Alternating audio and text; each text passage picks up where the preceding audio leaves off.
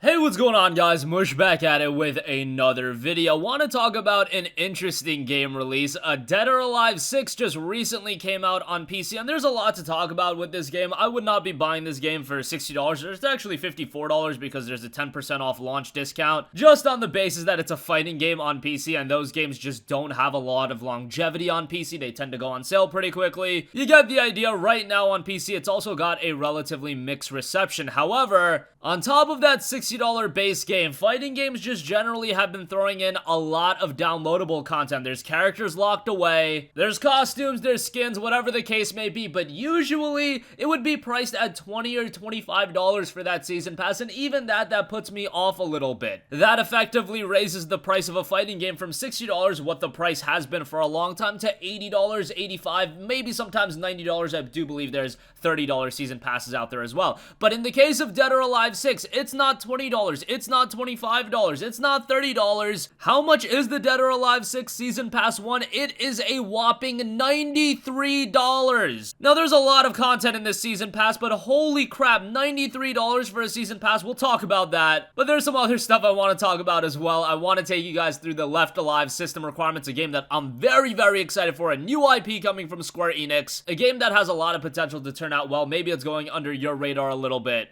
but it's a pretty cool game, so we'll talk about that at the end of this video. First, let's go over Dead or Alive 6, because this is so absurd. I knew that this game was gonna get some season pass, but my god, where are we at with gaming at this point? $60 for a game, which is already an expensive price to pay, and I've often mentioned that $60 for a game just doesn't make a lot of sense anymore, especially on PC, where games are going on sale all the time. Games are on sale before they even come out. But whatever, the game's released at $60, and like I said, there is a 10% off discount code, so you can pick it up for $54. That's already very expensive and a high price to pay for a fighting game, which probably is not going to have a lot of longevity on PC, and because of no cross-platform play, there's a chance that it's just going to die off very quickly. There's 1,600 people online right now, and for a game that was just released, what, yesterday? That's not a big player base at all, but the real kicker is the Season Pass for this game.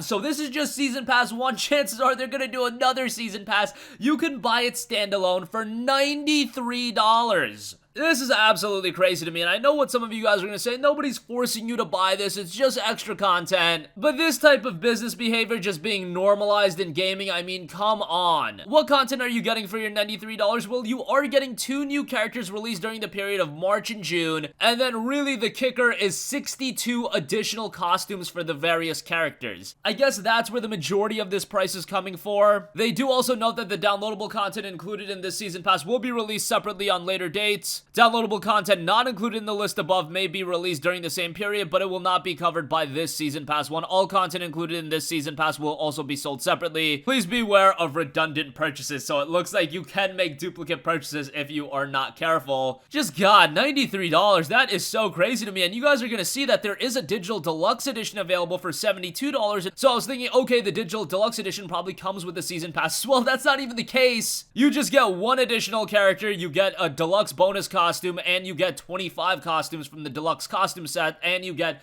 3 tracks from the deluxe BGM set. So you can get this digital deluxe edition, a deluxe edition of a game, and it's not even the entire game. Like, oh my god, like, I cannot fathom that gaming is actually going this route, and if this is just accepted, we're gonna see it get worse and worse. You guys know how much I hate microtransactions, even for a game like Assassin's Creed Odyssey that was received so well. That game to me was just bogged down with microtransactions on the basis that it was super grindy for a player like me that just wanted to go through the single player story and dabble here and there with the side content. But no, the leveling in that game is so ungodly slow that you have to do so much side content just to progress through the main story, even if you put the game on the easiest difficulty. But hey, wait! If you check out the microtransactions available, there's an XP boost that's gonna make the game naturally playable start to finish, where you don't have to do much of the side content. But hey, a lot of you guys see me as foolish for that. You should be doing all the side content in the game. Why are you buying the game in the first place? I don't know, maybe because I just want to experience the story? Maybe I just want to experience the game at the pace that I want to play it at. And obviously, Ubisoft knows that there are people that want to take a more quicker approach. That's why they offer the XP boost for $10. And I was this close to buying it because I thought Odyssey was such a great game from a visual and gameplay standpoint, but then I was like, no, I can't buy this. I can't support that type of business practice. And kudos to me, I didn't end up buying it. But Dead or Alive 6 having this kind of a season pass at $93, this has to be the most expensive season pass I've ever seen. Just absolutely absurd. Let me know what what you guys think. I think you guys are all going to be on board thinking that this is excessively priced. I imagine that the majority of my viewers aren't going to buy a game like this. They're not even going to know about the season pass just because it is a fighting game. Again, PC fighting games just don't have a lot of longevity. You really shouldn't be buying fighting games on PC unless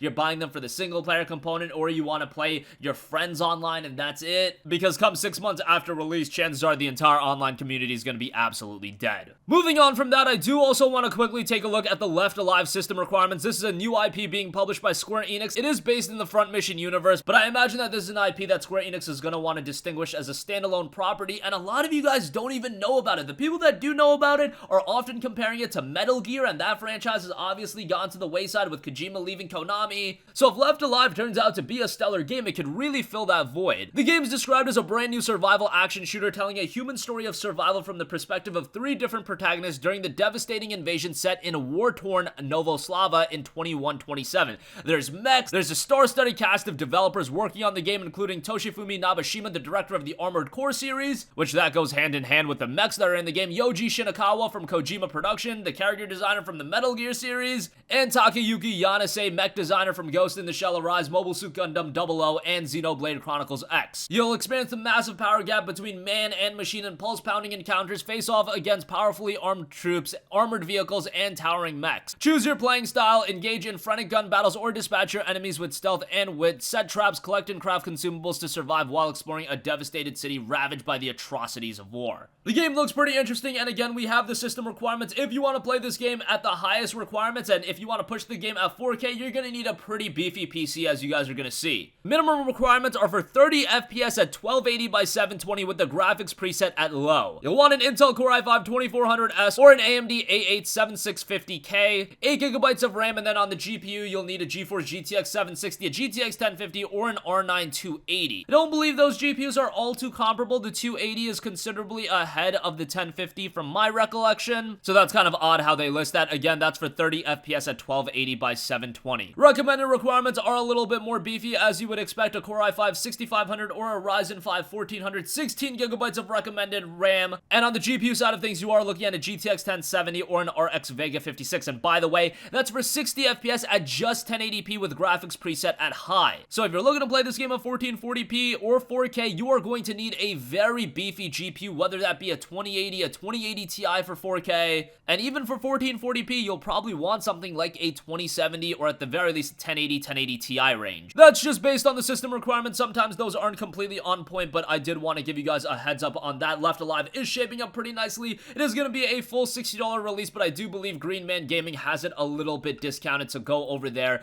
if you are interested in the game, or buy the game, play it for an hour and a half, then refund it, and then go to your e-tailer of choice and get the game a little bit discounted. I do see Green Man Gaming, they've only discounted the game 10% to $54. I believe if you're a VIP member, you'll get it for a little bit cheaper, so just wanted to give you guys a heads up on that. But that's gonna conclude this video, guys. Let me know your thoughts on Dead or Alive 6 and that atrocious season pass. $93 for all that content. I mean, come on, that's a bit excessive. And then also let me know your thoughts on Left Alive. Went through the system requirements. That game will be out on March 5th, by the way, so the release is almost here. Game is shaping up pretty nicely, but it is gonna be a pretty difficult game to run. That's gonna conclude this video. Let me know all of your thoughts in the comment section down below. If you have a request for a future video, you can leave that in the comments as well, and I'll catch you guys in the next one. Peace out.